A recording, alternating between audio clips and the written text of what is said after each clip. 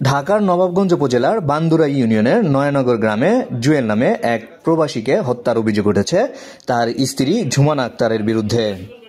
রবিবার রাত আনুমানিক 10টার দিকে বসতঘর থেকে জুয়েলের দগ্ধ লাশ উদ্ধার করে পুলিশ। এ সময় জিজ্ঞাসাবাদের জন্য আটক করা হয় স্ত্রী ঝুমানা আক্তারকে। নিহতের পরিবার জানান, প্রায় 8 বছর আগে বাহরাইন প্রবাসী জুয়েলের সাথে ঝুমানার বিয়ে হয়। তাদের ঘরে 6 বছরের একটি কন্যা সন্তান রয়েছে। তবে বিয়ের পর জুয়েল বিদেশে চলে যাওয়ার পর পরকীয়ায় জড়িয়ে পড়েন ঝুমানা। 2 মাস আগে বাহরাইন থেকে জুয়েল দেশে আসার পর স্ত্রীর পরকীয়া ও উশৃঙ্খল চলাফেরা নিয়ে স্বামী স্ত্রীর মধ্যে পারিবারিক কলহ চলছিল। রবিবার সন্ধ্যায় প্রতিবেশীরা ঘর থেকে ধোঁয়া দেখে চিৎকার দিলে এলাকাবাসী এগিয়ে আগুন নিয়ন্ত্রণের চেষ্টা করেন। পরে খবর পেয়ে পুলিশ ও ফায়ার সার্ভিস ঘটনাস্থলে ছুটে এসে খাটের ওপর থেকে নিহতের লাশ উদ্ধার করে।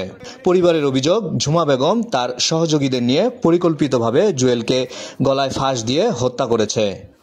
পরবর্তীতে নিহতের শরীরে আগুন ধরিয়ে ঘটনাকে অন্যদিকে প্রবাহিত করার চেষ্টা করেন। এই সময় তারা ঝুমানা ও তার সহযোগীদের বিচার দাবি করেন। নবাবগঞ্জ থানার ওসি মমিনুল ইসলাম জানান, আলামত থেকে বোঝা যাচ্ছে হত্যাকে ভিন্ন খাতে প্রবাহিত করতেই পরিকল্পিতভাবে আগুন লাগানো হয়েছিল। জিজ্ঞাসাবাদের জন্য নিহতের স্ত্রীকে আটক করা হয়েছে বলেও জানান তিনি।